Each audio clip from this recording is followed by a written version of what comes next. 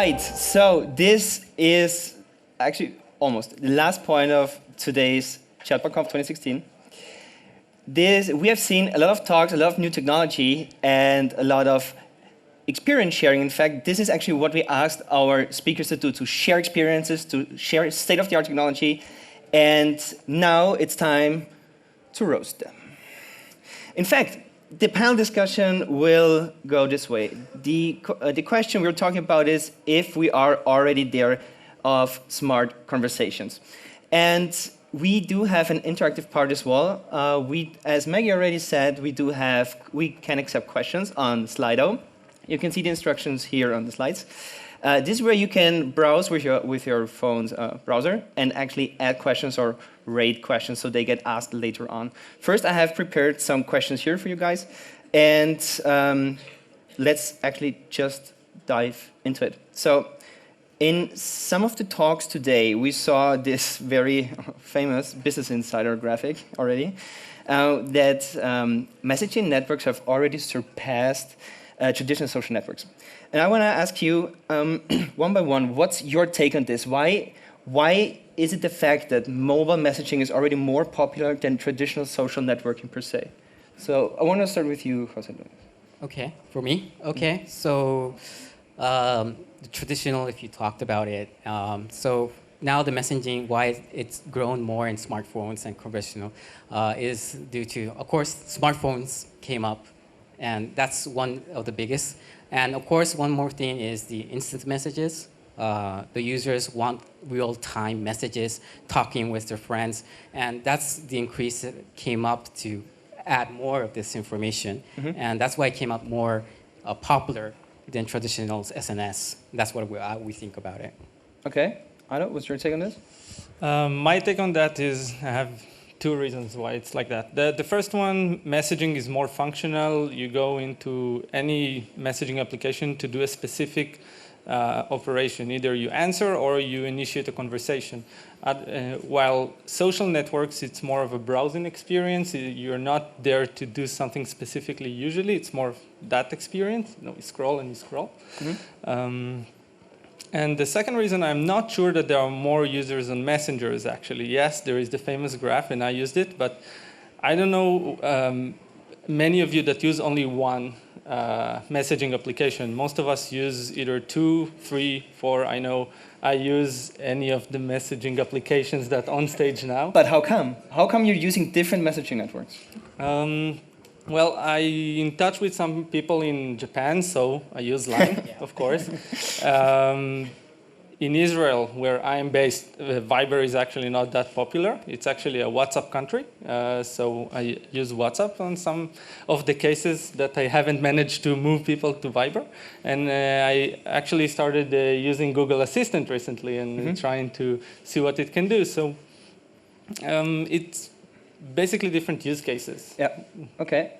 And due to the shift, Google has been persuading a strategy on messengers actually since quite some time now. And there is, I don't know the exact number, but there is a couple of messengers already available. I mean, they're called, I think there's Hangouts, I think the SMS app is called Messenger, then there's Allo.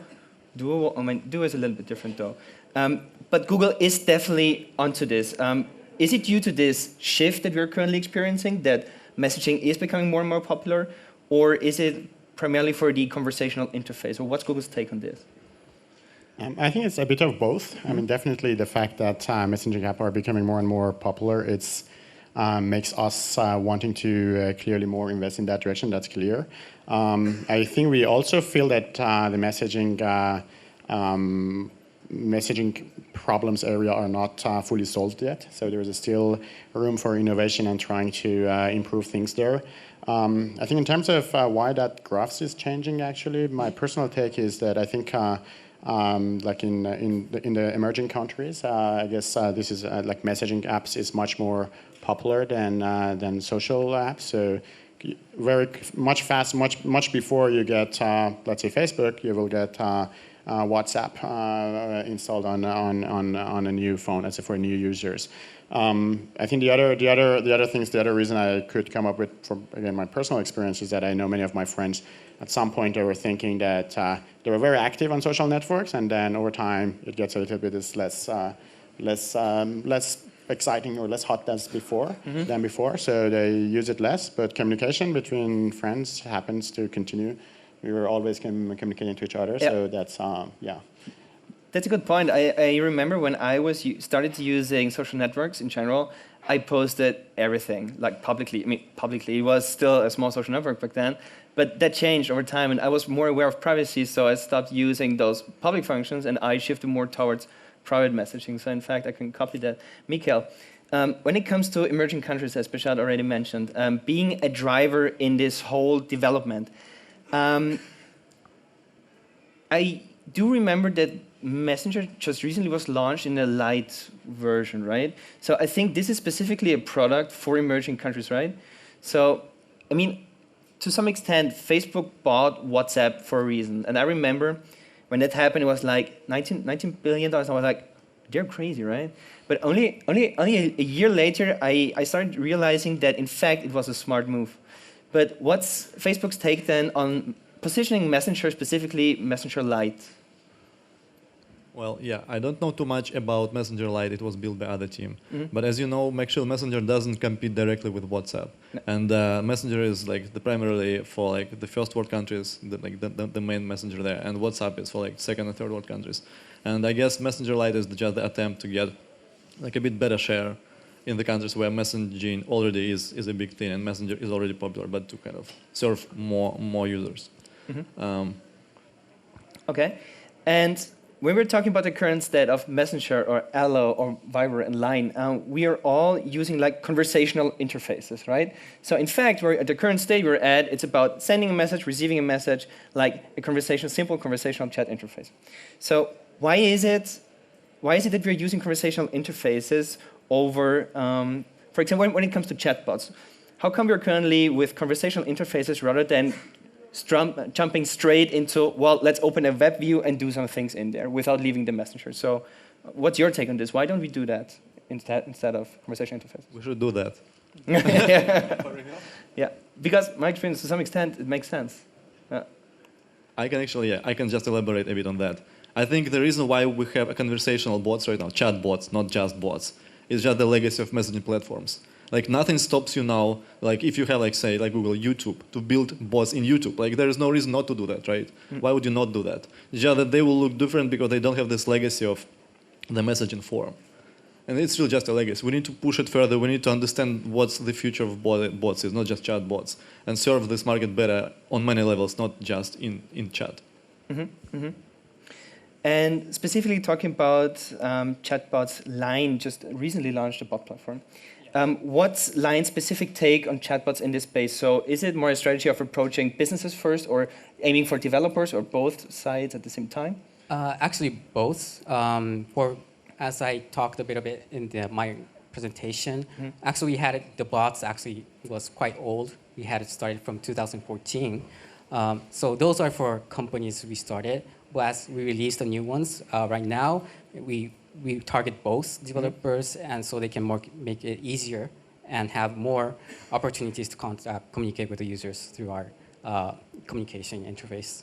Okay, so in fact, that chatbots per se and positioning messengers among the space, it's about enabling private conversations with public accounts, so to say.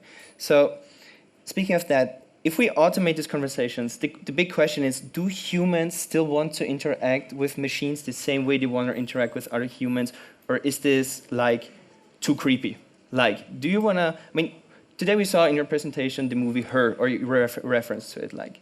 And I think in this movie, if you saw it, the main actor is actually referring to her as a real human. I mean, is this the future of communication with machines, that we refer to them as humans, or should we use like machine interfaces we need to get familiar with? What's your take on that? So I don't think the future is to just make them human, but I strongly believe actually the natural language will be used more and more. What I showed today, like the brain which is behind Google Assistant and the one that we have in Hello is the same brain that it's used also in, let's say, Google Home, which is a purely talking device. And when you're only talking, you don't even have those chips to follow up. You don't have any UI that you can just follow up based on like the app. So in certain surfaces, you really that's the most natural way to continue. And people know natural language, so people actually, if I want to ask my mom to, I should ask if I want to ask my mom to set up a calendar entry or let's say set up a reminder in Google search. She would be surprised. Oh, I go to the box in Google search and type reminder. It's very strange. But when you say that, imagine now there's an assistant in this device and you want to have a reminder, she might just say, remind me tomorrow to buy something. And but the exact same sentence was going to work on search. But it's just an interface. It's not the right interface for being used. So I think I definitely believe that natural language is going to be used much more. Mm-hmm. I also believe that the non-natural language aspects of bots would be having some richer options inside the messaging app is also going to be more popular because depending on the use case, you don't want to only talk and have back and forth natural conversation, but rather maybe sometimes more richer options to select between and to continue your tasks.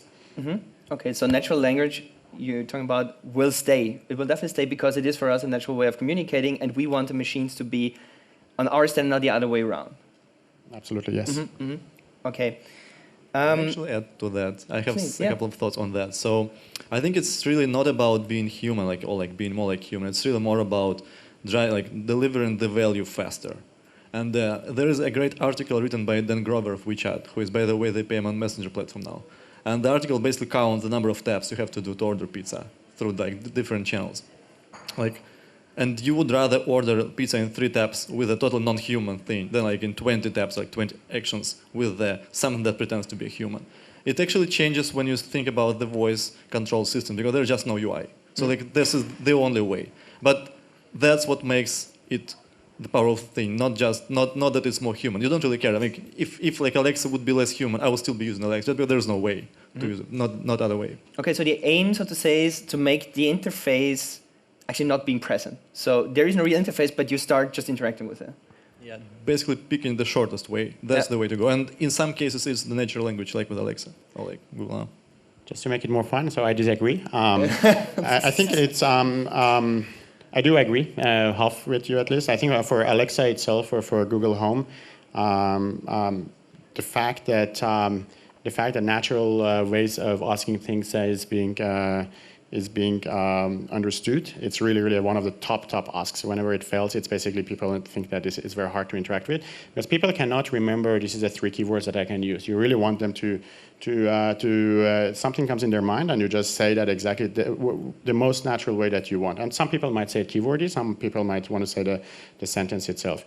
And the part which I totally agree with you is that for many use cases, if I want to make a seat reservation on a plane, never in the future I will not do it by through just talking back and forth in a non-screen device, and even if it's natural. Or I definitely just want to see a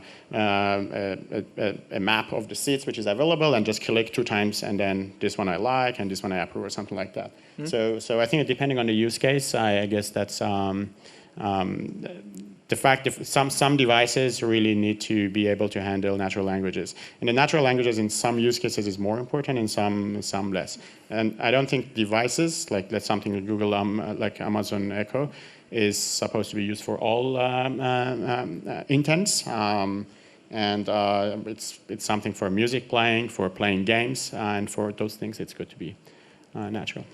I actually don't think we disagree here. I totally double on that keywords are horrible and mentions are horrible. And that's basically even worse than the natural language. That's the reason why we don't use them, why we don't want to use them in voice control systems, yeah. Mm-hmm.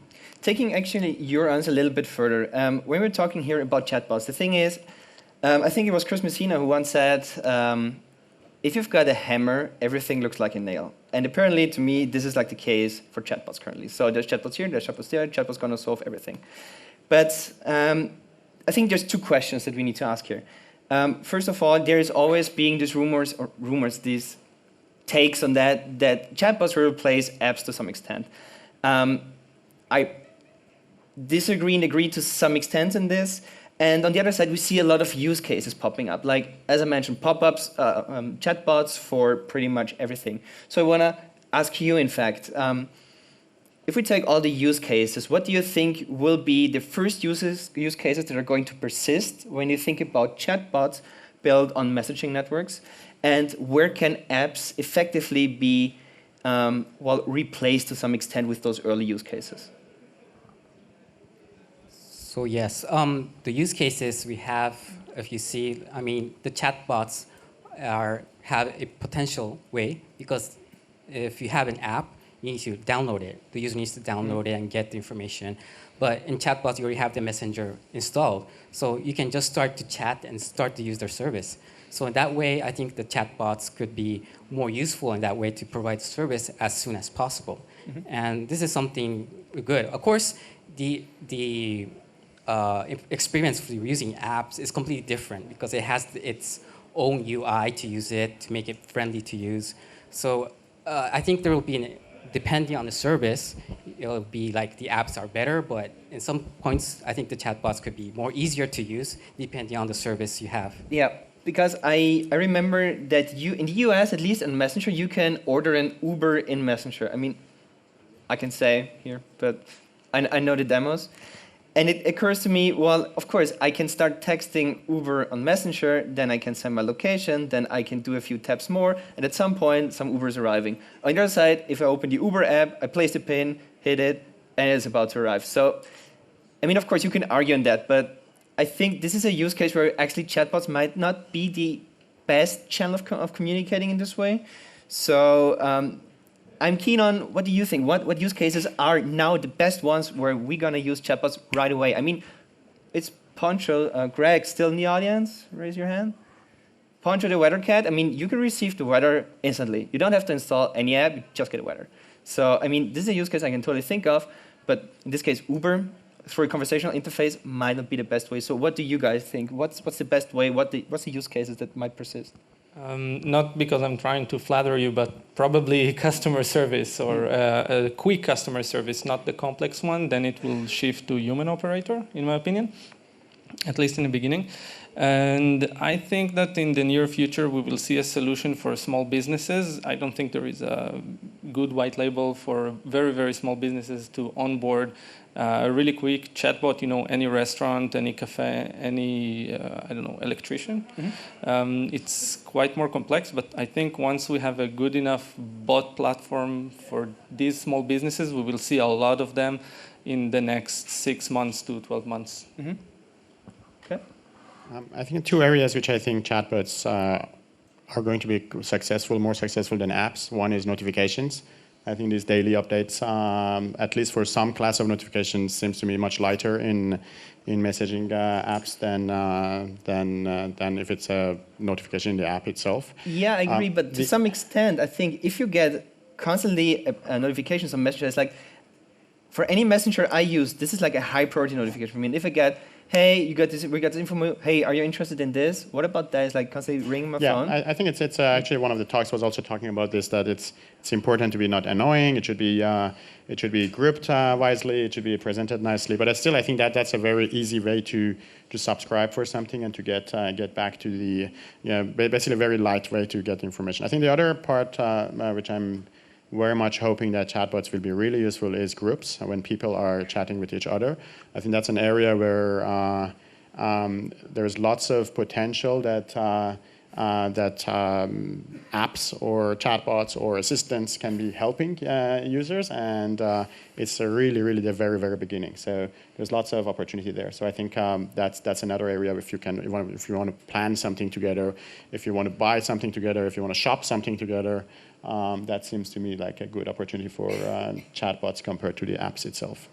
So being like as you already mentioned, like an assistant that sits like in a chat, is present, and if needed, it pops up and helps you with any task. Basically, your Uber example, I think, if three people wanted to make a Uber reservation together and they needed to better see what's happening, maybe the chatbot could be, even in that case, a better experience. But if I'm doing it for myself, yes, the app is easier. Yeah. Okay. Yeah, that's actually a very good point, and I think that's where you will start to see the value from UberBot in Messenger, when we will have group support. At some point, I guess that will happen, right? Then you will create something really new and unique, and you will be able to order rides with your friends, like share costs and stuff. I wanted to add that, like, we really have a problem with the terminology now. Bots term is just so loaded. Even if we remove chat, like from the chatbots, it's still very confusing. We will have to create the new terminology, and I guess long term, like that's my feeling. It all will converge. Apps and business and websites will all migrate into chatbots. And like that may sound a bit too optimistic, but if you look at China, that's what really happened there, right? Businesses and now apps and the websites, they all live in Wechat. And like that, there is no reason why they may not, because that kind of provides both the directory, the user identity, and a bunch of other stuff on top, like payment, that help you to create more frictionless experiences, right? So, and there are like, if you look at bots now, then you see that you already, like, it kind of already starts to happen. You see that there are some chatbots that look like apps and are trying to be like apps. There are some chatbots, and actually that will be the majority short term, that are trying to represent businesses and that just work like business. And there is some small group of chatbots that are basically trying to replicate the website experience. And at some point, all of that will converge in a single entity, or like several more clearly structured, like bots as apps and like bots as businesses. That's all starting to happen. Okay. You already mentioned it, talking about Wechat specifically. I mean, outside China, it's hard for most people to grasp how Wechat really works, because even if you install it on your smartphone, you hardly have any of the features available you do have in China. You can actually pay your electricity bills. You can send and receive money. You can, I think, even make a doctor's appointment in Wechat without ever leaving the app. So I'm asking you, what did Wechat do differently to have this huge success, although in a geographically limited area? I can comment a bit. Like, first of all, if you haven't seen these videos and this walkthrough, just go and find them and do that. If you are not doing research on Wechat, you are missing out, like, really, like, for real. You need to learn as much as you can about Wechat, because they are like 3 years ahead of everybody else now. Second thing I wanted to add is that Wechat succeeded that fast and that well, because actually they made this jump from basically pretty crappy web stuff to chatbots right away. They didn't have desktop. They had mobile for just several years. I mean, the adoption was really low before that. So they had this leap, and that's what kind of propelled them into the chatbot space. I mean, as like the Europe, the States, where we have all the other means of communicating with business. So that's why for us it takes slower to get there. My guess is that it will take us like a generation to get into the like totally like the same level of the penetration Wechat has. But we will get there, and at some point we will have messengers that have all of the stuff within them that work the same way. With Wechat, basically, you can live the whole day not opening any other app. Yeah, and right. That's just insane. Yeah. And so they actually managed to build a whole ecosystem and soaked everything into their app. So what's your take on this? Specifically talking about Wechat. We know that Wechat has been, since they launched their platform, has been going through some learnings, and actually you could use these learnings and make a shortcut to, I mean, those things they had to learn the hard way. But what's the take on this? Where do you think is Wechat doing a better job, whereas taking the view outside China, where do we have a more generic approach than that? By the way, just for a sec. Yeah. I was saying Wechat all the time, but actually Line did a lot of cool stuff, and they were first comers in a lot of spaces. So just to give the props, Line is great too. Check Line too. Good. Of course, I cannot comment much about Wechat, of course. Sure. But I think the part that the ecosystem, as you talked about, is part of what we success in Line. The ecosystem in Japan, we use like the most popular we have is, of course, you can talk with people and give reservations from our chat rooms, but the other part is like having to pay something. Of course, we have some entertainment to show some live videos, stuff like that. So those ecosystem putting it together, the user will still keep on using your messenger, and they don't need to go to another app to use it, and they can find everything, all the contents, entertainment from just one messenger. And this is something that we build in the ecosystem. Of course, we also have games, Line games, which is connected through Line. And this is also what I think WeChat was doing, of course, that they're adding now applications, and they did it, I think, in China a lot. And this is also we do in Line, which is connected with users based on the games. And this ecosystem is something that is very important for us to keep on going. Okay, cool.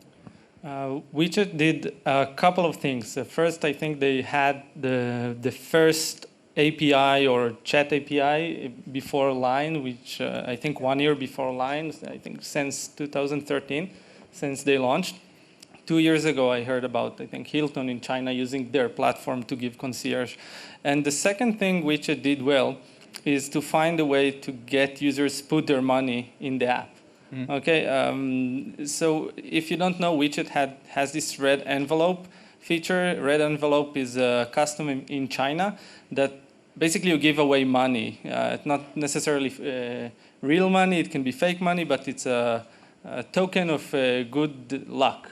If you give away money in holidays, in New Year's Eve, so they turned money within WeChat into a game, and you have the red envelope kind of game. If you never saw a group of Chinese exchanging the red envelopes between them within WeChat, you never saw excitement, because you assign a random amount like 30 yen, or not yen, sorry, 30 yen. Okay, and you select 5 friends, and basically only 3 get it. So the first one to open gets the money, and they simply exchange between them money all day. So when they launched it, it really helped get people getting money into the platform. And once the money is in, and you're open for integrations, then basically you can do everything inside. Taking it from there, that means for messaging networks specifically, to talking about giving businesses access to the networks. It is therefore essential, right, to get payment right. So is this the very basis we're talking about here when it comes to business access? Yeah, I think that payments will be part of any messenger solution one day or another. In Facebook, it's already there.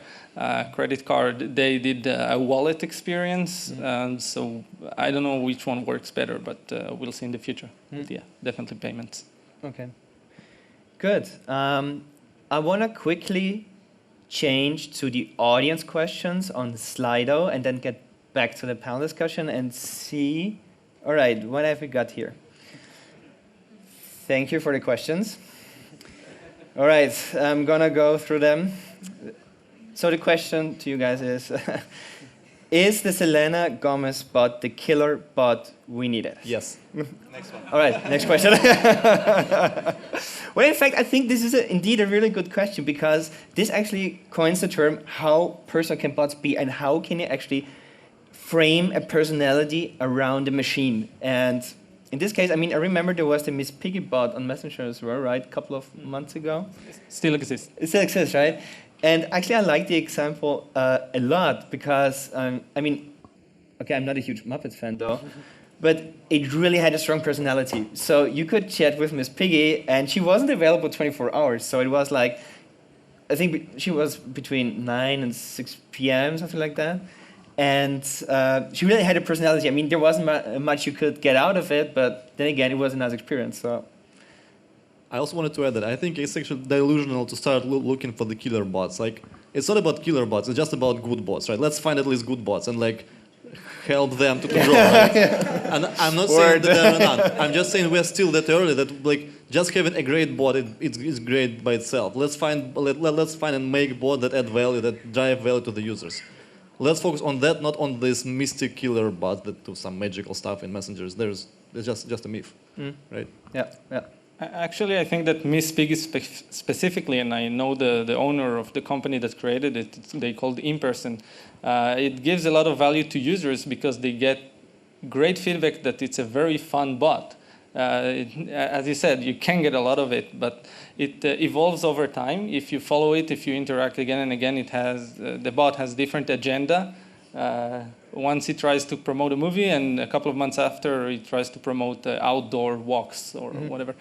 And they really did a very good job creating that bot, and I think that's a very good use case to how businesses can use bots, basically for promotion. The same company did also a Zootopia bot for the movie, which was very successful, and they see incredible engagement metrics if any marketeer here. So minutes spent on talking to the bot, which is something every marketeer will sign now.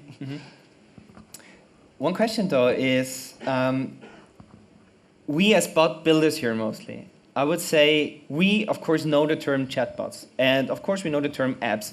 And I think you can go on the street, you can ask random people, do you know what an app is? And they would say, yeah, sure, I got it on my smartphone. However, I mean, we refer to chatbots with the term chatbot, but do you think that the term chatbots will be in the vocabulary of the average user or not, to some extent? Because I think the Miss Piggy example, they didn't use the term chatbot. They said it's a fictional character. I mean, it is, right? But yeah, it's a chatbot. It's a chat. Users see that as a chat, a service or a character. They interact through a chat. It's not technical chatbot, but I don't think it exists outside of rooms like that. Yeah. But will it come to a broader audience so that people will specifically ask for a chatbot at companies? I think I'm actually not sure whether apps itself is average users know what apps is. I think most people say they have Facebook or have WhatsApp, but I don't know whether if you ask what is an application, the average or maybe a little bit lower than average will know that. I think with chatbot, most likely people will call it chat only or contacts, but I'm not sure whether the term itself is very important to be known. I don't think chatbot in the very short future will be very universally known word. Yeah. I have an ask. Can we as the platforms just make a call now to kill this term? Let's just stop using it. It's just such a bad term for what we are doing. Right? And I agree. Because if I would go to my mom and say, hey, mom, I'm doing chatbots, she'd say, you're sick or something, right? And it's like, it's so hard to explain. Even, I mean, when people ask me, hey, yeah, guys, you're doing this conference, right, on chatbots. What's a chatbot? Huh? And it's like, hey, yeah, it's like a smart program that answers on, let's say, some conversational interface, so you can, like, message with it. I have no idea what it is, right? And so I think it's hard for us to use the term on the one side. I mean, of course, within this room, I mean, of course, you all know what chatbots are, but I keep questioning myself, I mean, if this reaches a broader audience, like if this gets to this tipping point, will the customers refer to it as chatbots, or is it like, I'm getting in touch with the business, right? And it's automated. We're going to see. I actually think that bots are what power this experience, and that what we're doing now is kind of similar to calling apps servers. It's not really servers, it's something else. It's the user-facing entity. We just need to come with a good name for it. We didn't yet. Okay. Right. Yeah, I agree. Okay, let's get to the next question. Do you see any do you use any chatbots personally? If yes, what is that? That's a good question. So what chatbots are you using regularly? I use the meme generator that David created. Okay, thanks for that. Other than trying, bot here and there. Good. What's your favorite chatbot? Because I'm based in Japan, I use actually Rina, which is an AI just to conversate. There's nothing, it doesn't give you anything back because it's just you say, I'm quite lonely, and I'll say, okay, doesn't matter. Can you give an example? It's hard to explain in English. For example, if I say I'm a little bit lonely, and I'll say, oh, really? And yes, I'm really lonely. And it says, okay. It's like it's really the early days of chatbots. Yeah, it makes you like I don't need to care anything anymore. It's done for the day. You just forget everything, and you chat it, and you forget everything for the day. Cool. All right, which is cool at some point. What's your favorite chatbot? I think the one I got addicted to was the poker bot on Telegram. When I first installed it, I think for the next few months I was every day playing half an hour on it. Yeah, I heard It's so hard to use it. It's just so complex. I know the guy. I was playing with, I don't know, but that was day one, which I think I played most with. I think it was one of the very early chatbots on Telegram, right? Yeah, I think they now improved the interface just recently with HTML views, but still, I remember. I actually stopped using it when they changed that, I guess. Okay. All right, Mika. I have a list. I'm not sure. Should I just go over the list? I have actually a list of pretty good bots. Sure. Please share. Some of them are featured, but I can just mention all of them one by one, just to give to show the diversity of what's going on right now. So I, for example, use the Hardwell bot. This is the musician, and it just sends me updates, and I can listen to the tracks. I use the Score bot to get the sports updates, and it's actually pretty well in targeting the specific notifications. I use the Trivia Blast game from New York. They're awesome, and they create really nice trivia bot for Messenger with the full power of platform. Icon 8 is one of my favorites. Maybe you have seen it. The Prisma-like bot when you send the photo, and it sends you back the filtered photo with the neural networks, all the stuff. Okay. And other two are Trim, a financial bot.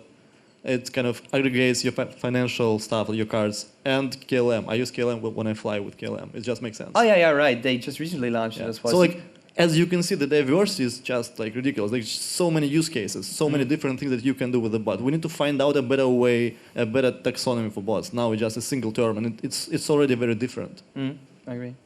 Okay, good. All right, let's move to the next question. Oh, that's a good one. Be sincere. How far we are from her? So what's your take on, I think this is maybe your question, Behshad. I don't think we will make exactly her, but I don't think we're very far from, my guess is we're kind of less than 10 years from something which is very personalized, very personal, and very capable. And people might have some emotions to it, I think. Before I was thinking actually it's impossible to have emotions to chatbots. Actually, in the past few weeks after our launch of Google Assistant in Hello, just because the interface is different, because we put some personality there, you already start to feel the types of the interactions is actually changing. It's not, I'm not saying it's getting to where movie Hair is, but it's definitely, there will be some, you will have some types of connection and some relationship with your assistant or with your megabot or something. What do you think is the number one barrier that keeps us away from her? Is it more like an adoption thing by the users, or are users more like, I'm not sure about technology, do I really want to share my data, do I really want to be that personal with a machine, or is it still a technical issue to be at that point? I think at this moment it's technology. We're still, while I say it's maybe 10 years, but we're still 10 years. We're far from there. I think if something like Hair was existing today, I think many people were going to use it. I don't think people will not use it because of all the privacy concerns. Yeah. This is actually where we have been talking about the bot you mentioned, right? Yes. So one of them, I can give an example in Japan. That there's a game that you actually have a girlfriend, that you can make a girlfriend, and then you can characterize it and talk to it. And I seen in the news that they actually go with the game to actually go to the hotel and stop there, stay a day. So it's quite very personalized for that person. But I think one of the point of view is I think they like to visualize it, visualize the person. But right now the chatbots we have are not visualized. So I think to get more deeper, it will be more visualized, but that's just something that happens in Japan, so it's quite... Is it only available is it representative for other countries? Is it only in Japanese or also English? Maybe we'll give some English maybe later, so you can try it. I'm actually really looking forward for video bots. That would be super cool. For what, sorry? Video bots. And that will happen at some point. Yeah. Right? That would be really cool. Yeah. Actually, for Google Assistant, I thought you guys must have put a lot of effort into designing the visual components of Google Assistant. It's the 3 circles that bounce accordingly to answers and if Assistant listens or not. And I think it's actually a smart way of giving a bot some kind of basic personality. But I think, of course, we can go further. But then the question is, how do we visualize bots, right? So how personal do we make them? We had lots of discussions and hours or tens of hours or hundreds of hours of designers really going to those bots, actually out to those circles. Actually, I personally don't understand them. We had lots of design. There were faces, there were eyes, and there were bots. Some of them were like robots. In the end, we ended up with this one. And I think it's because we don't know yet which directions this will develop. I think being very abstract and being those dots is something that can help us in the future be different still if we want. Yeah. But if we were going and giving it a female face or a robot face or something else, it was much harder for us to change. But I think that the fact that the icon itself, the avatar, I think it actually has a big effect still in how you feel to that entity. When my team when we lost the picture, the face, all my team was sad for a few weeks, and all designers were tough to fight with them. But I mean, now later on, we actually agreed with them. But yeah, so that definitely has some effect. Some personality effects. Exactly. Yeah, because I think if you would have tried or make it without some kind of personality, you could easily have made those 4 lines that go according to your voice, like sound waves. I mean, this is no personality to me, so this is like the first step towards This is the first step. This is some abstract Yeah. thing which can help us go in more specialized directions in the future. Cool. I personally want an assistant that would be cursing like a pirate, for real. That would be just nice, right? Like some assistant that speaks like a pirate to you. That would Like, be you know, really like- cool idea. Right? That would be really personal though, right? I mean, I agree. Yeah. Okay, good. So let's move to the next question. I think we're gonna do 1 or 2 more questions. So let's get to this one. Will there be one giant meta bot in the future which is questioning thousands of specific bots and so delivering the right answer? Interestingly enough, I see this question popping up every now and then because there's like, of course, of course, there's the ambition to give a broad range of developers access to creating bots. But the question is there going to be this huge bot, like the bot father, so to say, in this space? Of course. Yeah, okay, thanks. So I think actually I think there will be perhaps multiple big father bots which will be connected to many other services bots which is out there. I think it's one of the challenges there is how exactly this connection would be. I don't think today is still that's very well defined in none of the existing or none of the actually even soon upcoming ones. I think it's very strange actually for us, and when we discuss that, if you're talking to Google bot, Google Assistant, and then now you want to hand it over to UberBot, now some of those conversation types of techniques which I showed you is not working in UberBots. So does the user have to remember that certain things I can do it when I talk to the main bot, but then when I go to the pizza bot, I can say I can change it, but I cannot. But as soon as I go to UberBot, I have to only, let's say, click on the chip. So it's very, I think that part is still very non-solved problem in my opinion. But I think the fact that people, in my opinion, people similar to apps, people cannot have 5,000 apps. So I think there will be some more mega bot or mega apps which will be connector to those other services. There will be lots of those services, that's I'm pretty sure, and they should be connected to those megabots. Okay, sounds good. So first of all, let's chat about apps for a second. Actually, I think that you can have 5,000 apps. It's not really a problem with apps themselves. It's the problem with the discovery and with the UI. If you solve that, you can have 5,000 apps. Yeah. Second, I wanted to say that I think these bot fathers can happen, probably not anytime soon, and if they will happen, most likely they will happen on the platform level. Just because you have to create the standard for the bots to communicate, right? And platforms are better suited for that. So I probably wouldn't start building something like that right now if I would be a third party. At the current moment, that's a good point. Speaking of discovering bots, I think this is still, again, the chatbots we're currently talking about, this is still an early stage we're in.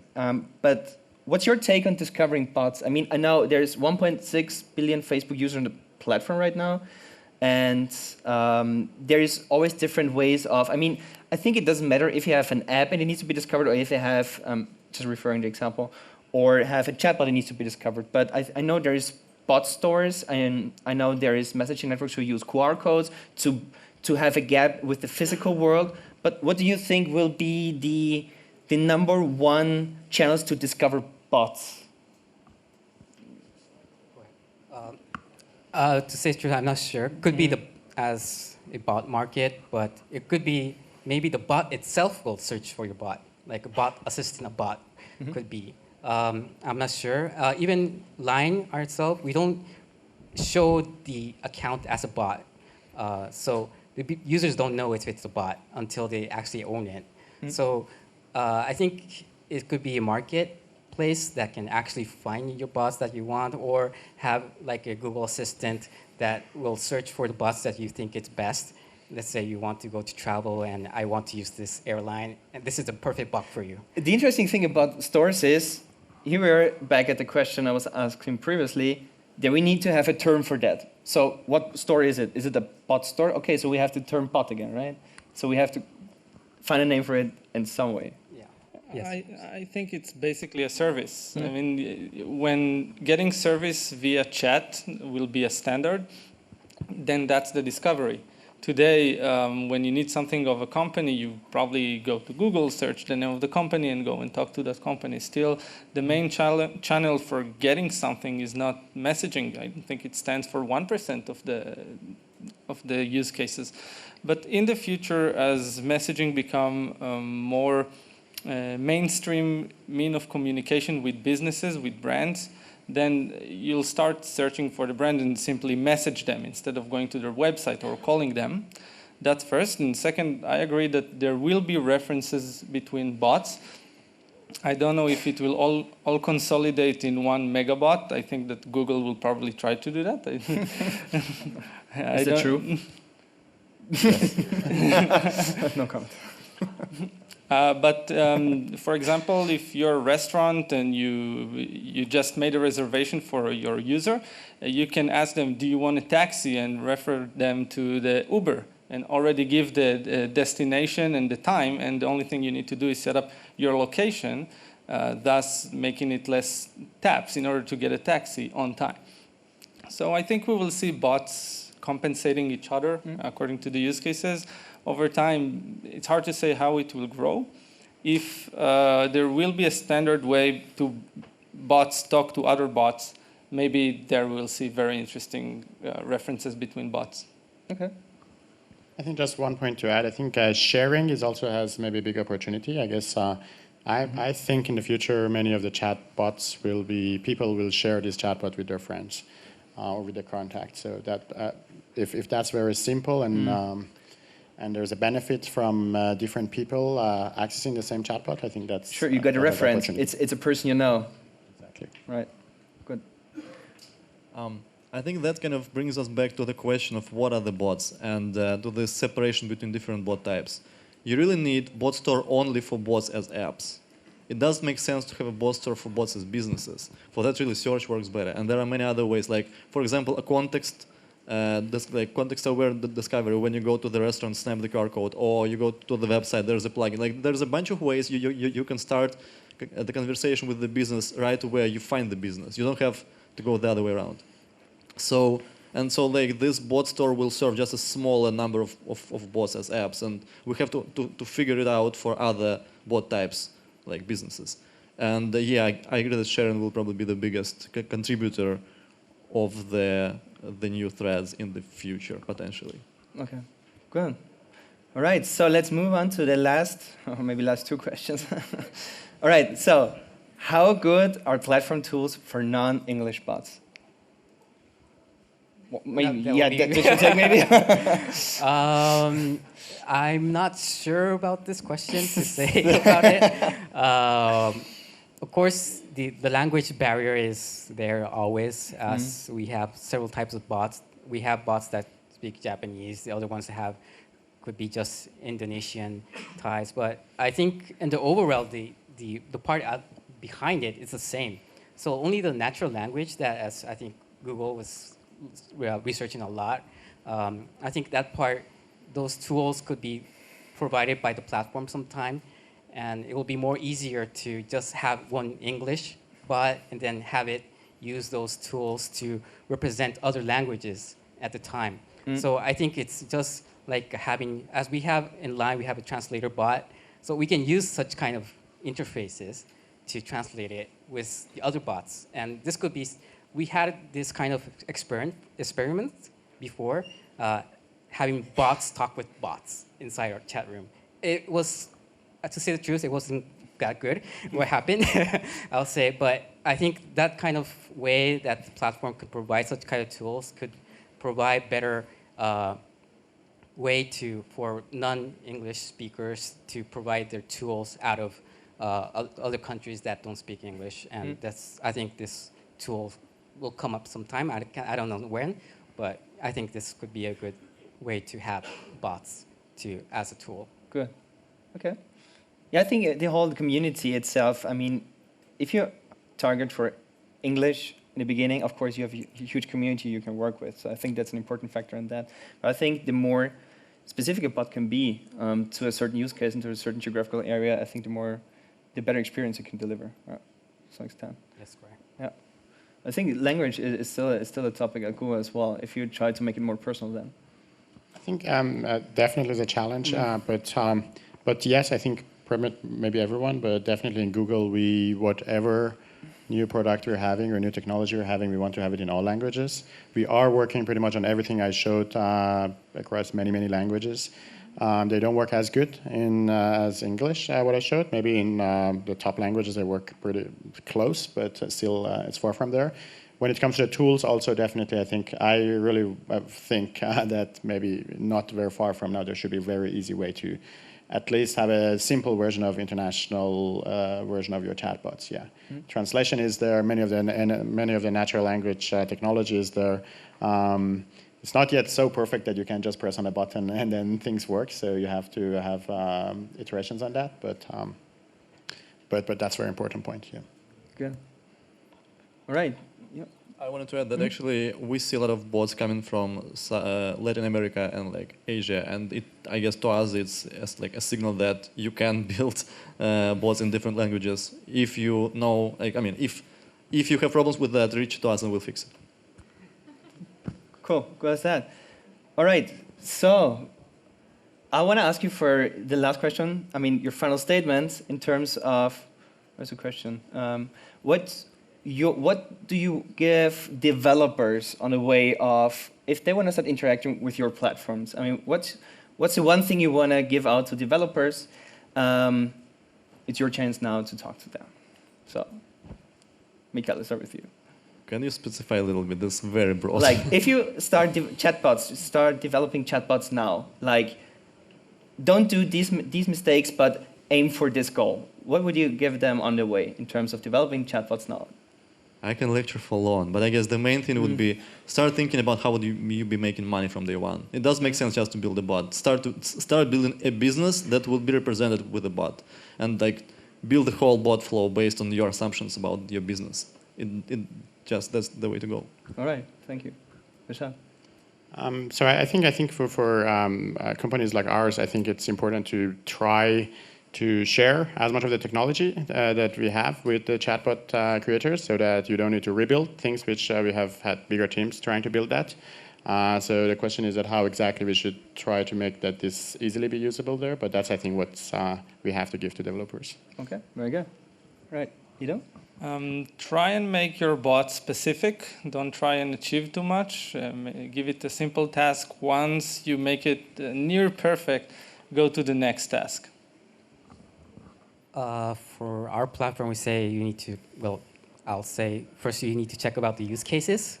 So if you have a specific use case, you just study the use case, the users, how they are going to interact with your bot. And to study that, you can do A to B testing. The platform provides all the APIs, so you can test it and see how do the users interact with your bot. And I think those type of ways of use casing is going to make your bot better in the future. All right. Thank you very much for your final statements. Thank you very much for joining the panel on the question of smart conversations. This was the panel discussion here. This was almost the last point for today. Please give up a big round of applause for our panel discussion. Thank you very much for being here. All right.